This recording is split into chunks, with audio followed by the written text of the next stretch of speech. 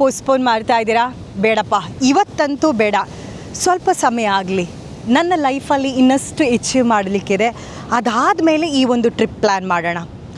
ಬೇಡಪ್ಪ, ಮಗನ ಮದುವೆ ಇದೆ, ಮಗಳ ಎಜುಕೇಷನ್ ಇದೆ, ಮಾಡ್ತಾ ಹೋಗ್ತೀರಾ, ಪೋಸ್ಟ್ಪೋನ್ ಮಾಡ್ತೀರಾ. ಬಟ್ ಆಲ್ ಆಫ್ ಸಡನ್ ನಮ್ಮ ಲೈಫ್ ನಮ್ಮ ಕೈಯಲ್ಲಿರೋದಿಲ್ಲ, ದೇವರ ಆಟ ಬೇರೇನೋ ಒಂದಾಗಿರುತ್ತೆ. ಸಡನ್ನಾಗಿ ದೇವರು ಕೊಡುವಂತಹ ಕೆಲವೊಂದು ಟ್ವಿಸ್ಟ್ ನಮ್ಮ ಆಸೆ ಆಕಾಂಕ್ಷೆ ಎಲ್ಲವನ್ನು ಕೂಡ ನುಚ್ಚು ನೂರು ಮಾಡುವಂಥ ಕೆಲಸವನ್ನು ಮಾಡುತ್ತೆ. ಸೊ ಹಾಗಾಗಿ ಜಾಸ್ತಿ ಆಸೆಗಳನ್ನು ಪೋಸ್ಟ್ಪೋನ್ ಮಾಡ್ತಾ ಇರಬೇಡಿ.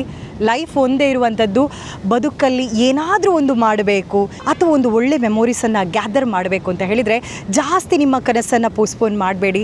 ಇದು ಟೈಮ್, ಇದು ಸಮಯ, ಈ ಸಮಯನೇ ನಿಮಗೆ ಬೆಸ್ಟ್ ಆಗಿರುತ್ತೆ. ನಮ್ಮ ಆಯುಷ್ಯ, ನಮ್ಮ ದೇಹದ ಒಂದು ಸಾಮರ್ಥ್ಯ ಅಥವಾ ಏನೇ ಆಗಿರಲಿ, ಕೆಲವೊಂದು ಟೈಮಲ್ಲಿ ಮಿತಿ ಮೀರಿ ಆಗಿರುತ್ತೆ. ಅದಾದಮೇಲೆ ನಾವು ಟ್ರಿಪ್ ಪ್ಲ್ಯಾನ್ ಮಾಡ್ತೀವಿ, ಏನೋ ಒಂದು ಒಳ್ಳೆಯ ಮೆಮೊರಿಯನ್ನು ಗ್ಯಾದರ್ ಮಾಡಬೇಕು ಅಂತ ತಿಳ್ಕೊಳ್ತೀವಿ.